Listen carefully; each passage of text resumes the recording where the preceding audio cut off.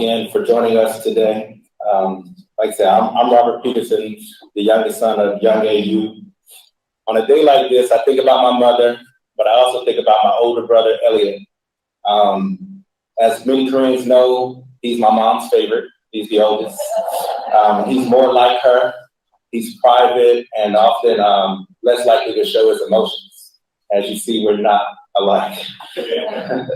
But I also would like to share my condolences with the other victims' families. I know your struggle and grief. I know the difficulty of today and of every day. 2 years later, and our pain has only deepened. Our heartache and sorrow palpable, but it has also strengthened our resolve and our commitment to service. The violence and hate Asian Americans face is real, and it continues to endanger our community. Again, my mother was robbed of her voice, of her liberty, and her life at 63. She was taken through violent expressions of hate and gun violence. Again, when a family member dies in public mass shootings, our family loses privacy to grieve alone. But we are wrapped today in your comfort in grieving together as a community. You know, before today, I prayed for confidence and inspiration to give to you today. But I often find that difficult when I myself feel hopeless, lonely, and powerless. But my mother came to me in a dream for the very first time recently. And it's not like you imagined, where you would recognize she's no longer here and you tell all the great things. But it was a very normal dream, and I'll share with you. We were at the casino. It was her, me, and my brother. And she was winning big playing poker. That was the game that I was teaching her how to play before she died. And she was showing me all her poker chips, and she was winning. So she said it was time for a dinner break. So, of course, I was excited, thinking we're going to eat at one of the hotel restaurants and have a great steak dinner. But I was surprised, not really, that she had already prepared dinner. It was a fresh bowl of ramen noodles, cooked with the boiling hot water from the hotel coffee pot. I remember complaining, and then I walked out and went to go look for other options. And it was then that I woke up, and I realized then it was a dream. I remember rushing back into my bed, laying down for 2 hours, trying to dream again. I was looking for her to say I'm sorry and I love her. But I couldn't go back to sleep. I couldn't dream, and I couldn't see her smiling again. I share that with you because I was like, what does that mean? That's not what I asked for. But first I realized she was letting me know she is gone, that she was having fun, and she's okay.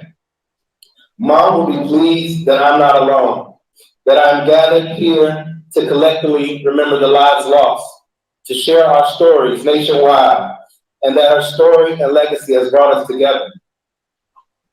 Rather than being outraged and consumed by rage, sadness, and feelings of defeat, she would want us to find happiness again. She would want us to continue living, to use her story to empower and uplift our people and the world. And that's why I'm committed. I'm committed to dedicating my living life to service of others, to those in our community to live selflessly by being connected across cultures and building a life forward with purpose. So I imagine today is the time to reimagine and redefine our narrative of who we are and what we stand for. Now is the time to come together as a community to grieve and to heal, but also to demonstrate our strength and our resilience. She would ask that we unite, that we reach across cultural aisles and stand in unison against hate, to demand safety and justice for our community and advocate for systemic changes from our leaders. We can reimagine and redefine what it means to be Asian in America. We can no longer be defined only as fresh off the boat as new immigrants, but rather ingrained and essential to the larger community and a big part of the American story. So I remember today to take it as an opportunity to recognize that despite our differences, despite our different experiences with racism, that we have a shared history of oppression and silence, but we have one of resilience and strength as well. that we share a similar goal of living free of bigotry and hate, that we all, like my mother, we just want to work. We want to go to the grocery store, the dance hall, ride the train, attend concerts, and go to school and be within our own communities. But we want to do it safely, free of violence and hate. We can reimagine and redefine what they perceive about our communities, counter that narrative that we don't get along or continuously be used as scapegoats, but realize that we have a shared history of collaboration and change that narrative.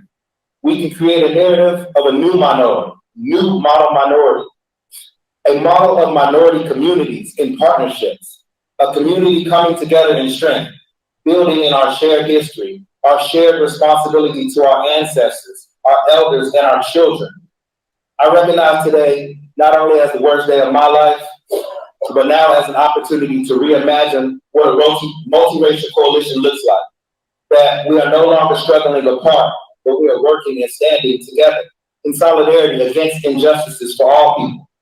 Her memory and the lives lost that day are always with us. She is now our ancestor.